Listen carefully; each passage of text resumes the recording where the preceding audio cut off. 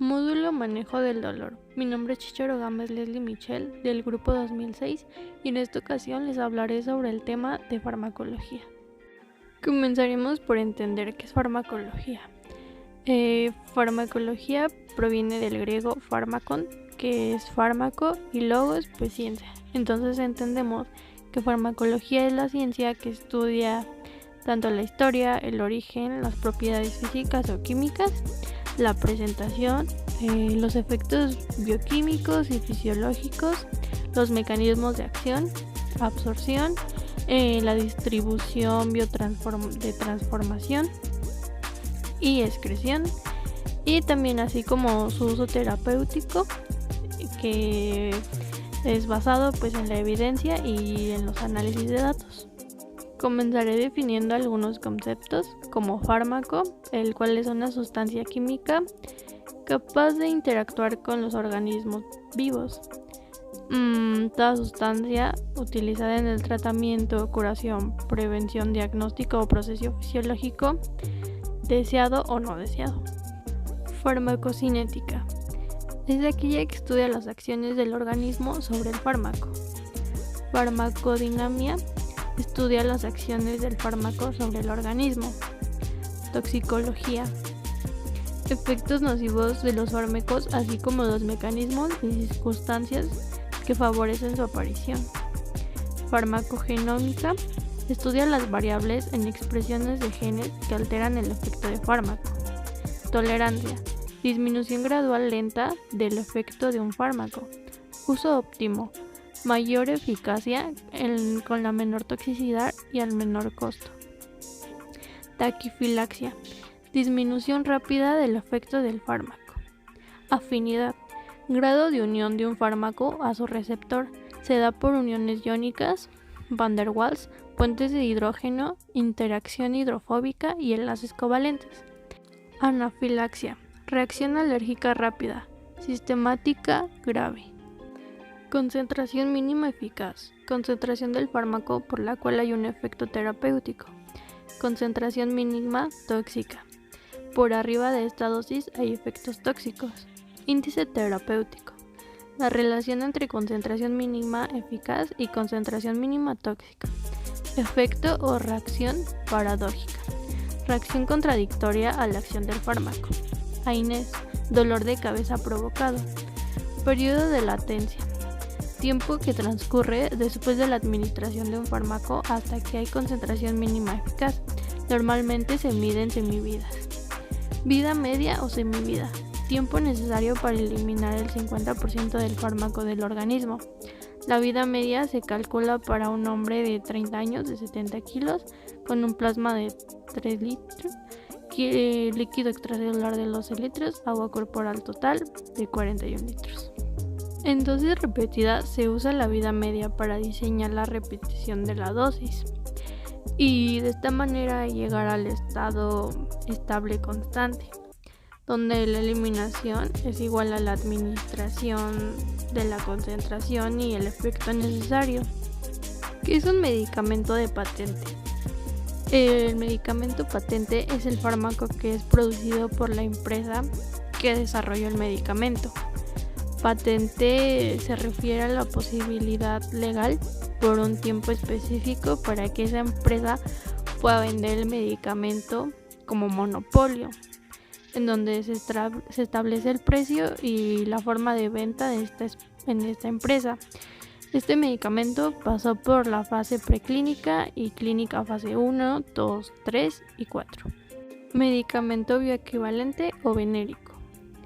Esto se refiere al medicamento de patente que ya perdió el tiempo de monopolio de venta. Entonces, otras empresas pueden producirlo. Esto hace bajar el precio y la nueva empresa que lo va a vender está obligada a asegurar que es más o menos el 20% de eficacia con respecto a la concentración del patente. Cuenta con un símbolo GI, que es genérico intercambiable, y no tiene nombre comercial, solo se encuentra como el nombre del compuesto. Medicamento similar. Para el medicamento similar es cuando el patente ya expiró y esta empresa no hace ningún estudio para asegurar pues la eficacia, la concentración con respecto al paciente ni nada de eso. Sigue la composición original del fármaco y se puede usar una marca comercial diferente a la del patente. A continuación mencionaré otros conceptos como la afinidad elevada, que es cuando el inhibidor y el fármaco se unen mucho a su sitio de unión, aunque la concentración sea baja. Baja afinidad, cuando el inhibidor o fármaco se une un poco a su sitio de unión, aunque la concentración sea alta. Efecto todo o nada, cuando se necesita cierta cantidad de receptores ocupados para dar una respuesta biológica. Efecto gradual, cuando al ocuparse progresivamente la cantidad de receptores se produce una respuesta gradual. Efecto máximo, se puede dar sin necesidad de ocupar todos los receptores. Todo receptor tiene un ciclo biológico que pasa por la síntesis, movimiento y la desintegración, y cuentan con variables como la densidad, el incremento, disminución, modificación en la afinidad, desensibilización de los receptores. Agonista puro. Provoca efecto máximo sin necesidad de ocupar todos los receptores y es de alta eficacia. Agonista parcial. Requiere ocupar alta proporción de receptores para provocar efectos. Es de baja eficacia. Antagonismo negativo. Opuesto al generador por antagonismos puros. Antagonismo irreversible. La unión es muy fuerte, es dependiente del tiempo. La farmacología se basa en el principio que tiene un receptor específico. Agonista es la molécula que activa el receptor. Antagonista es la molécula que ocupa el sitio activo, pero no activa el receptor. La unión entre un receptor y un fármaco se da por enlaces químicos, que definen su fuerza, así como iónico, van der Waals, puentes de hidrógeno, hidrofóbicos y covalentes. Traducción de señales. ¿Qué es la traducción de señales? Es la información de un tipo de señal o energía que en otra distinta a la naturaleza. Son los procesos por el que una célula convierte una determinada señal o estímulo exterior en otra señal o respuesta específica. Tenemos lo que son las señales endocrinas, las cuales circulan por el torrente sanguíneo y es una respuesta lenta y de larga duración, la cual es a distancia. Tenemos las señales paracrinas, las cuales son con células diana en la densidad de la emisión, como los neurotransmisores, y es una respuesta fácil. También tenemos señales autocrinas, en las que se afectan de la misma clase celular que las emite. Características de una señal hormonal. 1. Redundancia, donde varias moléculas tienen la misma función. 2. Amplificación. 3. Integración. 4. Cooperatividad. 5. Retroacción negativa. Segundo mensajero. Toda la molécula que transduce señales extracelulares poseen un bajo peso molecular, son moleculares intermedios y la hormona es el primer mensajero. Los principales segundos mensajeros son el calcio, AMPC, NO, los cuales son los siguientes. El calcio está relacionado con la concentración muscular, la liberación de neurotransmisores, la proliferación y tienen carga positiva. Se almacenan en el calcio intracelular y en el retículo sarcoplasmático. El NO se forma a partir de arginina y oxígeno por la enzima nítrico sintetasa, produce la regulación de vasos. Y la AMPC es derivado del ATP, después del ADP, seguida del AMP y por último pues obtenemos lo que es la AMPC. ¿Qué son los canales iónicos? Los canales iónicos son un conjunto de proteínas transmembranales que al cambiar de forma permite el paso de iones a favor del gradiente. Hay canales ionotrópicos de calcio, potasio y sodio. ¿Qué es el efecto placebo?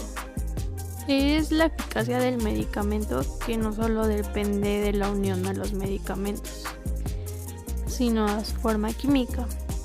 Otra parte se debe al efecto placebo, el cual no cambia la percepción del paciente, sino provoca cambios medibles en el cuerpo.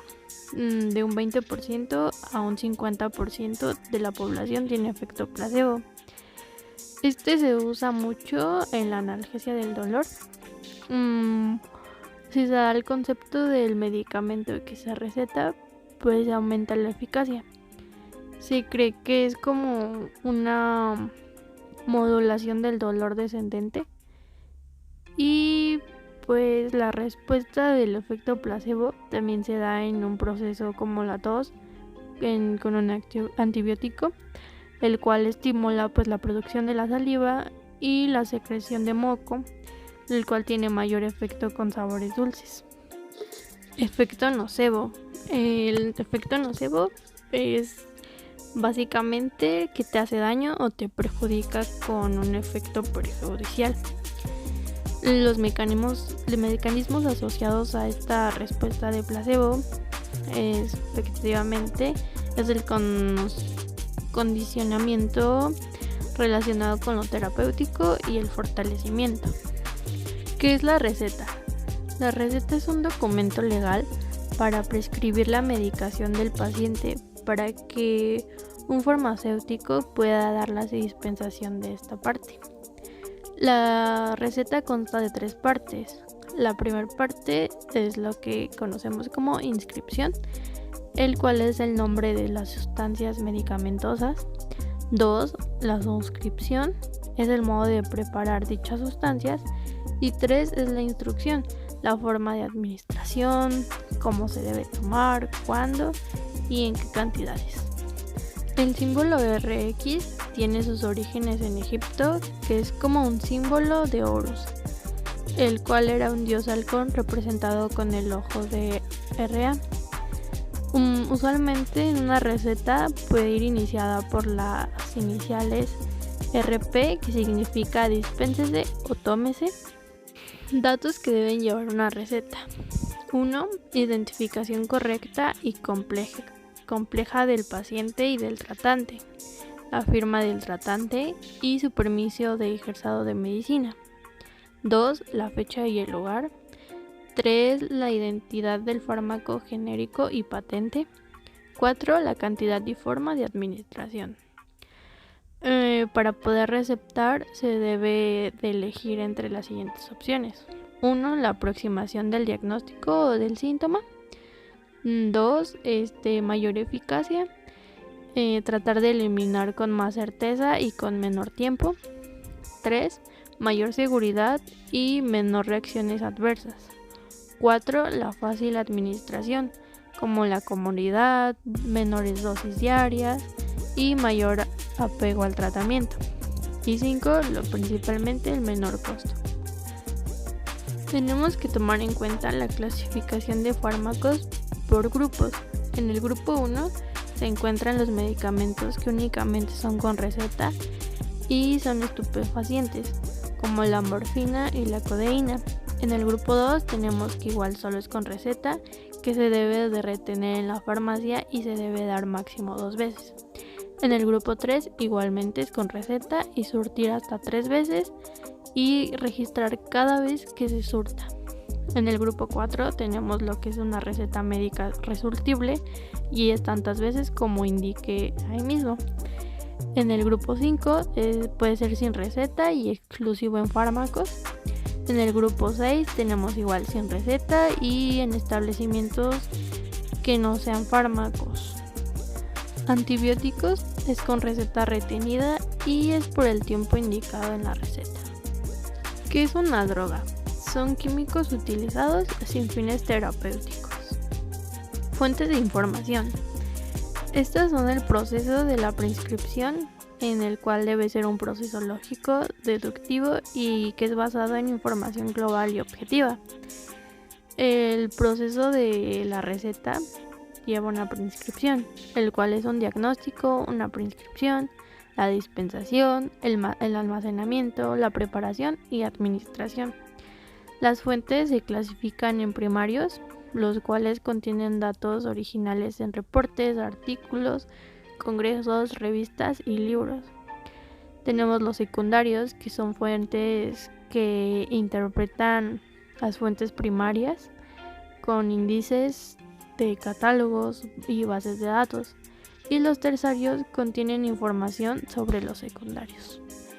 Hoy en día tenemos el modelo GS, en donde la evidencia es organizada de forma piramidal.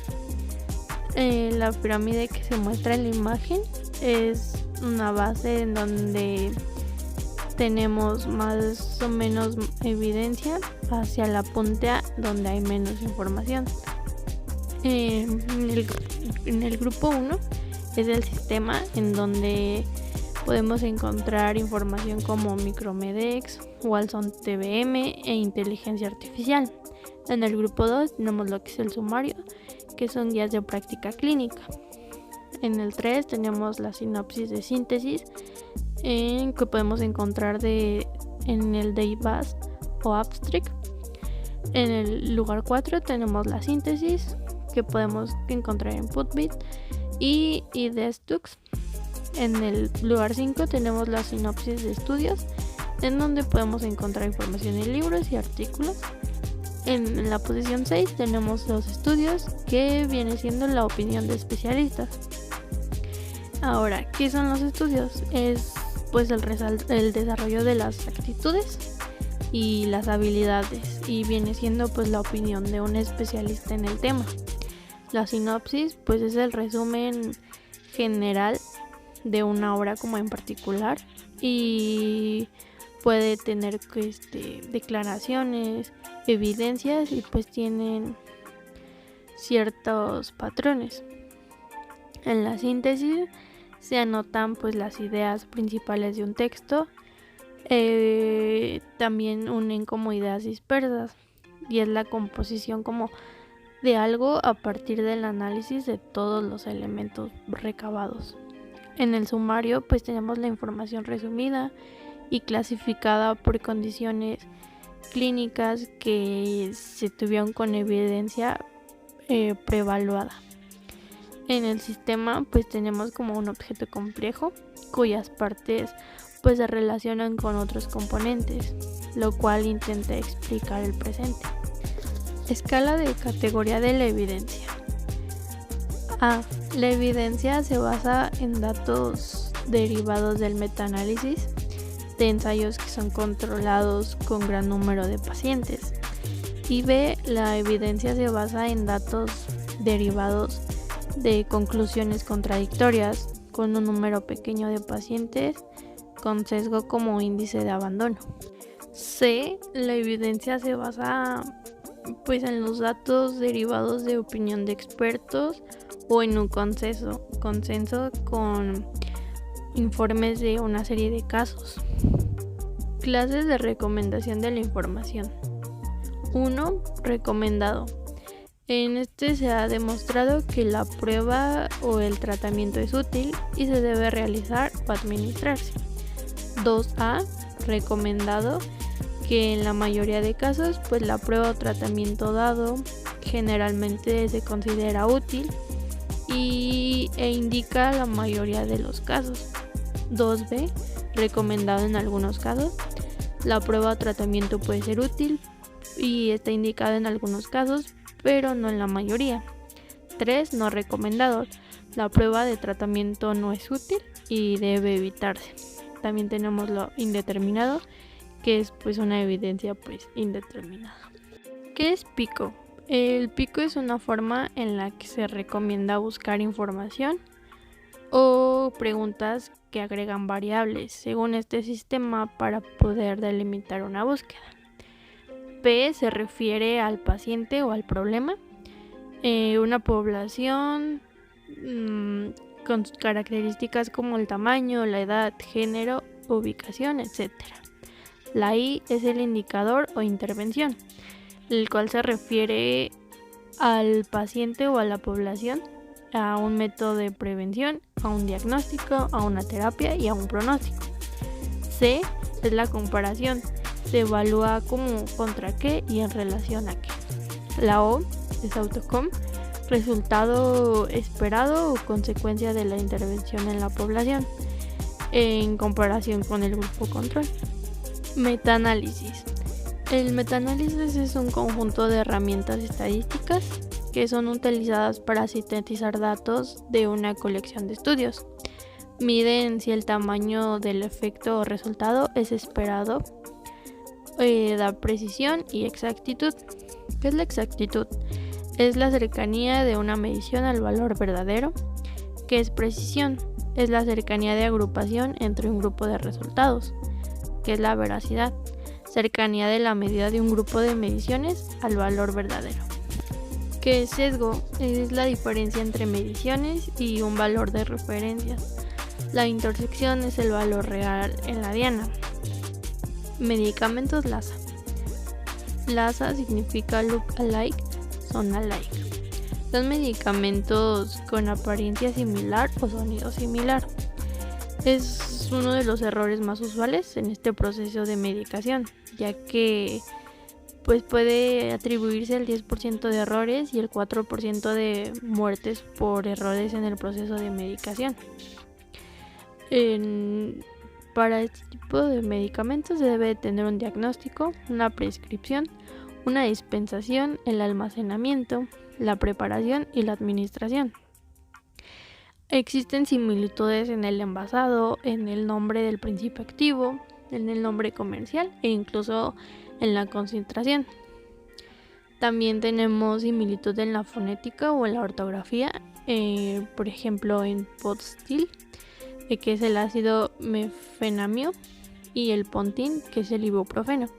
También tenemos en el nombre comercial puede ser idéntico, como la bioxilina, que es la amoxicilina, la bioxilina más, que es amoxicilina más clavulanio, el adorón, que es la nimesulida, y el adorón F, que es el diclofenaco.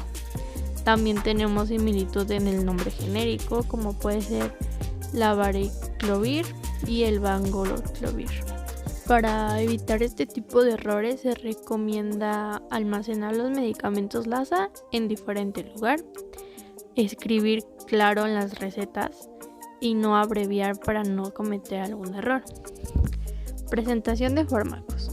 Según las características de un fármaco, el sitio de aplicación y la reacción deseada del fármaco tendrá una variedad, dependiendo la presentación de este mismo. ¿Qué tipo de presentaciones podemos encontrar?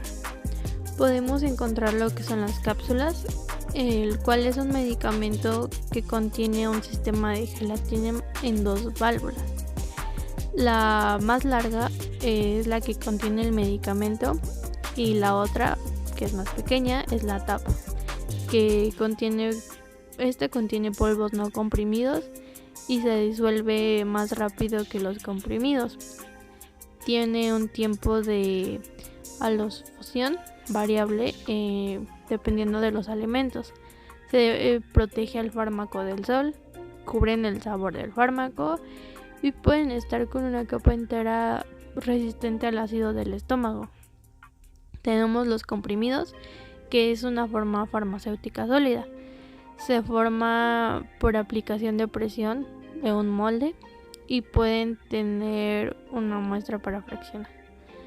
También hay liberación sostenida y de rápida disolución. Hay comprimidos recubiertos o no recubiertos, comprimidos en capas múltiples y comprimidos en la liberación prolongada. Y también encontramos los comprimidos efervescentes. La crema es una presentación sólida para un tratamiento tópico. Un ungüento o pomada es un semisólido a base de grasa y es igual a un tratamiento tópico en el cual puede contener lo que sería la parafina, la lanolina, vaselina e incluso cera de abeja. También tenemos la pastilla, que es un comprimido plano circular. También tenemos los supositorios, los cuales son por vía anal, con ceras para ablandecerse a 37 grados Celsius. Tenemos lo que son los óvulos, el cual es una consistencia sólida, semisólida y es una vía local. Tenemos las inyecciones, los cuales se encuentran en ampolletas, pueden ser de plástico o cristal y pueden también venir con un frasco de ámpula y una jeringa para su aplicación. Tenemos los jarabes, que por lo regular y casi siempre contienen azúcar. También tenemos los colorios, que son de vía ocular y son locales. Tenemos lo ótico, que es pues una vía ótica y es local. Tenemos las grajeas, que son tabletas pues recubiertas para proteger el sitio activo del medio ambiente. También enmascara el color y el sabor. Absorción. ¿Qué es la absorción? Es donde disminuye el aumento de la concentración del fármaco. Se puede dividir en dos, que es la vía enteral y la vía parental. La vía enteral es por medio digestivo y tiene el primer paso metabólico. Este a su vez se divide en oral, sublingual y rectal. La vía parental evita el primer paso metabólico, es bastante doloroso, costoso y no es autoadministrable. Tenemos arterial y venoso, que puede irritar y es una dosis rápida. Tenemos lo que es el muscular, que depende pues de la cantidad de músculo que lleguemos a tener. Por ejemplo, en deltoides son máximo 2 mililitros, en el glúteo son máximo 5 mililitros, en el muslo máximo 5 mililitros igual y en niños máximo 1 mililitro.